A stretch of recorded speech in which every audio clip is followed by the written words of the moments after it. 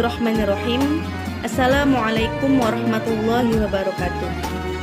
Alhamdulillahirabbil alamin wa bihi nasta'inu ala umurid dunya waddin. Wassalatu wassalamu ala asyrafil anbiya'i wal mursalin sayyidina wa maulana Muhammadin sallallahu alaihi wasallam. Amma ba'd. Perkenalkan, nama saya Elma Chanbilia, NIM 106200011. Saya berasal dari Musirawa, Sumatera Selatan. Saya mahasiswa dari UIN Sultan Toha Saifuddin Jambi, Lokal 1A, Prodi Hukum Tata Negara. Pada kesempatan yang berbahagia ini, saya akan menjawab beberapa soal yang diberikan oleh dosen mata kuliah ilmu hukum yang terhormat Bapak Z. Haryanto, SHMH.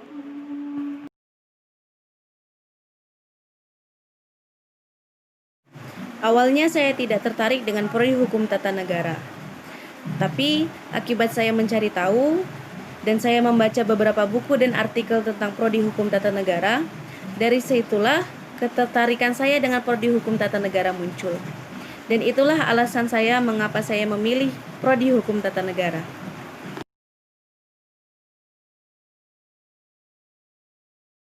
Tujuan saya belajar di UIN Sultan Toha Saifuddin Jambi ialah yang pertama, yakni untuk mencari ilmu.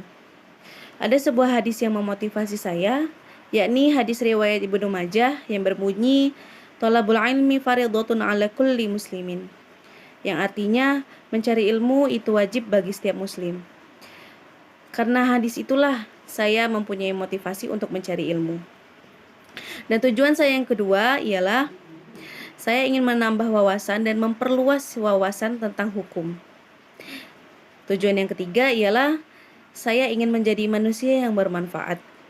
Karena khairun nas anfa'u linnas. Sebaik-baik manusia ialah manusia yang bermanfaat bagi manusia lainnya.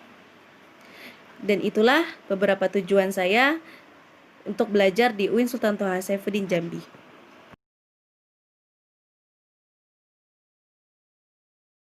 Menurut sepemahaman saya yang saya pelajari dan saya ketahui, bahwa sumber hukum ialah segala sesuatu yang menimbulkan aturan hukum dan menjadi tempat ditemukannya aturan hukum tersebut. Jadi, sumber hukum inilah yang menimbulkan aturan-aturan yang mengikat dan memaksa. Secara umum, sumber hukum merupakan asal mula hukum itu ada. Salah satu contoh sumber hukum yakni undang-undang. Undang-undang adalah aturan-aturan yang dijaga oleh pemerintah. Jadi, sumber hukum inilah yang menimbulkan aturan-aturan yang mengikat dan memaksa. Secara umum, sumber hukum merupakan asal mula hukum itu ada, di mana dan bagaimananya diterapkan. Salah satu contoh sumber hukum ialah undang-undang. Undang-undang adalah sumber hukum berupa semua aturan yang mempunyai kekuatan yang mengikat dan memaksa yang dijaga oleh pemerintah. Dan masyarakat wajib mematuhi undang-undang tersebut karena undang-undang adalah aturan yang harus ditaati. Atau lebih simpelnya lagi, bahwasanya undang-undang adalah aturan yang harus dipatuhi oleh warga negara yang bersangkutan. Jadi, itulah beberapa penjelasan dan contoh sumber hukum yang saya ketahui.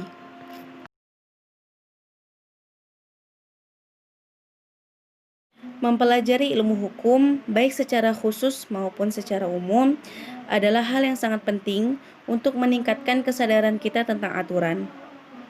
Karena dari kecil atau dari lahir hingga sekarang, kita dikelilingi oleh aturan yang ditetapkan oleh negara.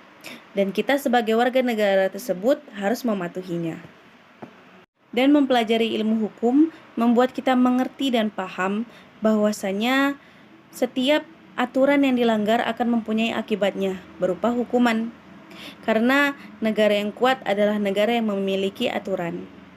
Dan aturan tersebut yang pastinya harus dipatuhi oleh warga negara tersebut. Hukuman itu sangat perlu karena untuk mengatur tingkah laku manusia, untuk menegakkan keadilan dan menjunjung tinggi kebenaran. Atau bisa dibilang, tujuan utama adanya hukum adalah untuk mengatur suatu negara agar memiliki keteraturan yang tertata.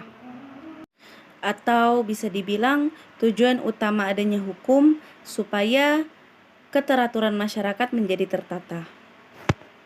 Jadi, mempelajari ilmu hukum itu sangat penting bagi kehidupan kita. Tidak bisa kita remehkan atau kita abaikan, karena ilmu hukum itu sangat berguna untuk kehidupan kita. Itulah beberapa pendapat saya tentang pentingnya mempelajari ilmu hukum.